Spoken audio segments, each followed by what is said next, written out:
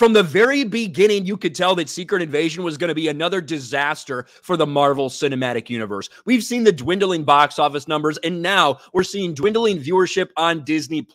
The premiere episode of Secret Invasion several weeks ago was one of the worst they've ever seen on Disney+ for a Marvel show. And things just continue to get worse because it changed from something that was boring that no one cared about to something that did big damage to the Marvel Cinematic Universe once again. Why Secret Invasion's finale is the worst Disney Plus ending yet for the Marvel Cinematic Universe. And it got a 7% critic score by Rotten Tomatoes, and fans despised it. It's gotten so bad that now even the mainstream media is starting to agree with toxic YouTubers like myself. For years, we've been talking about the downfall of Marvel, the downturn of the MCU once it turned into the MSHU. And now you have stuff like this. Secret Invasion was a mess, but Marvel had already lost its way. This is from Variety. This is not a Gary from Nerdrotic video. This is not an RK Outpost video. It's not a Geeks and Gamers video. But nevertheless, this is as mainstream as it gets. This is Variety saying what we have been talking about for years. There is a massive problem with the Marvel Cinematic Universe. In 2007, now this entire thing goes through Adam B. Verries, who he's been around Variety a long time, but his introduction to the MCU and how exciting everything was, blah, blah, blah. Then he talks about what's going on in Hollywood right now with the massive success of Barbie and Oppenheimer, and then compares it to what's going on in the MCU.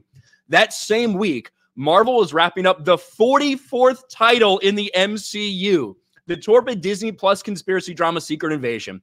Despite initially solid reviews, Secret Invasion wound up being an all-too-fitting example of the slipshod listlessness that has pervaded Marvel's storytelling of late and all but dethroned Marvel as the unquestioned apex of the industry. He talks about Rhodey and the reveal that he was a Skrull, not just in this show, but since Civil War and all the damage that happened to the MCU because of that. Here it is. If that moment could get retconned, why bother investing in anything happening in the MCU?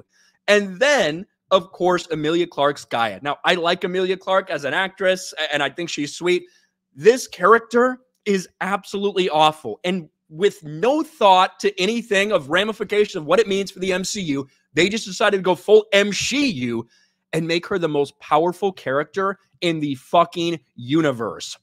The last we see of Gaia, who has, just to underline the point, suddenly become the most powerful person in the entire MCU, she's agreed to work for Coleman's MI6 operative Sonya Falsworth because, well, instead, it was weighed down by the events of Endgame and an apparent need to cram as many superhero references as possible into the finale. And then he rightly makes comparisons to how the first couple Ant-Man movies were interesting because it was a little bit smaller and wasn't like so massive in scale. But Ant-Man 3 Quantumania is about literally the existence of like the future of everything, just like almost nearly every Marvel project seems to be.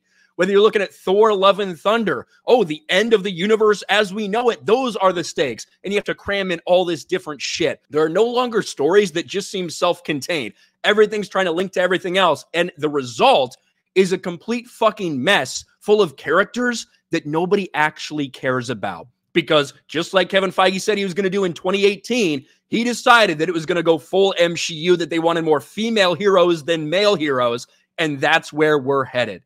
The fact that you have this entire mainstream media article on Variety, it goes on and on and on. And it's coming at it from a decent perspective, not necessarily the identity politics has been a problem, but just the structure of the MCU in general. But the fact that these guys are finally catching on to what people like us have been talking about for literally years, it tells you just how far Marvel has fallen and all the problems that now are impossible for anyone to deny.